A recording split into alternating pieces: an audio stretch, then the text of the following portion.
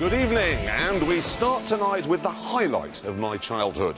It's the Ladybird Book of Motorcars from 1963, and as you would imagine, it's full of rubbish, really, just endless, boring grey shapes, until you get to page 40, where you find that, the Maserati 3500 GT. Now, this, for me, when I was little, was like kind of Jordan and Cameron Diaz in a bath together.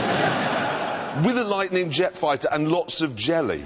I could say Maserati before I could say mummy. Because of this picture, Maseratis, they were just the business. This is one of the cars from the company's long and illustrious history. A 150-mile-an-hour sports saloon called the Bi-Turbo.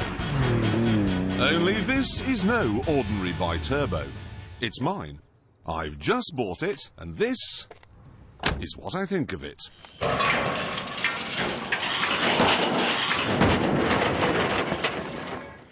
The Bi-Turbo got what it deserved because it was an affront to one of the best badges in the business.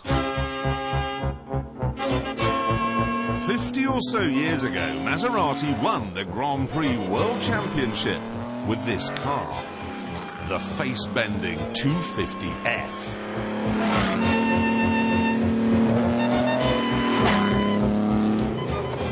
I'm sitting here leaning on a huge metal fuel tank with a prop shaft spinning between my legs at 3,000 RPM. I've got drum brakes and I've got tyres that would be more at home on a rally chopper push bike. So it was 1950s technology, but there was nothing 1950-ish about the speed.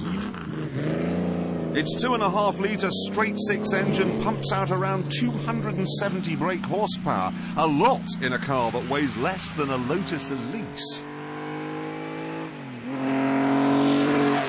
That means 0 to 60 in 4.3 seconds. The top speed is 165 miles an hour. Oh, yes!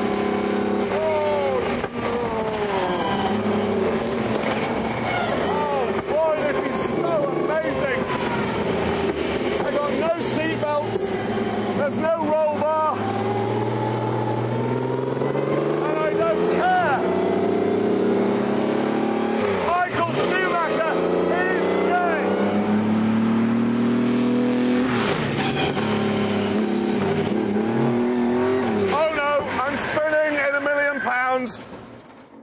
I've just spun a car worth £1 million. Oh dear. The 250F is an astonishing car. And it should have been a genetic launch pad, the foundation on which the company could build. But instead, the company went bust. But then in 1997, Maserati was taken over by the biggest name in the business, Ferrari.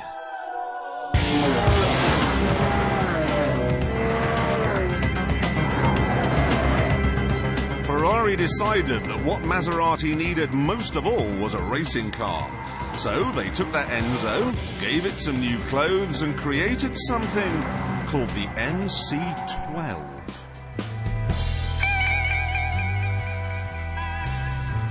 Actually, this is the convertible, the quietened down road-going version of the racer. But it still has the same 6-litre V12 engine as the Enzo and the same carbon fibre skeleton. So it should still be pretty brisk. Oh my God! Oh, that's so quick! What a bonkers car! Holy moly! It's a fun machine! Quietening that big V12 down doesn't really do anything because it's like adding a splash of orange juice to a pint of gin. It's still going to make you very, very drunk. The 630 horsepower MC12 goes from 0 to 60 in 3.8 seconds. Flat out it'll be doing 208. So it's just as fast as the Enzo. And that's the fastest car we've ever tested here. It's easy to be seduced by the speed, but don't be, because this car has a few problems. Because this car was designed for racing, it has a huge rear spoiler. But don't worry about this blocking rear visibility, because there's no back window. And then there's the sheer size of the thing. In fact, the only thing that dwarfs this is the price tag. £412,000. There's something else too. Racing cars which have been converted for road use never really work. It's like making a hardcore adult film and then editing it so that it can be shown in British hotels. You just end up with a sort of half-hour close-up of some bloke's sweaty face. The MC12 then is a bit blurred. Is it a racer? Is it a GT car? Is it a detuned Enzo in a fat suit? You can't really tell. Yes, it is very, very, very, very, very fast. But it's far too big, far too ugly. And if you put your foot down, far too tricky. It's one of the most difficult, recalcitrant and twitchy cars I've ever driven. Sure, it's already winning races, but I'm afraid that, like the Bi-Turbo, it absolutely doesn't win my heart.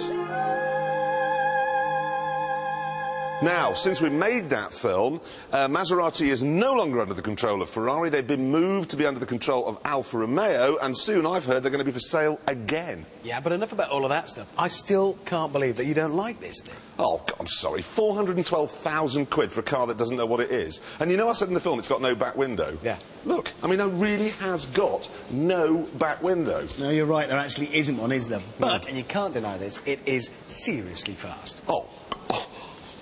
It's quick. It's just, honestly, I really do believe that it will go round our track faster than the Enzo. No. I do. Who'd like to see that? Yes! Well, you can't. Because, no, sorry, the Stig is psyching himself up, and he's going to be ready to do that at the end of the show.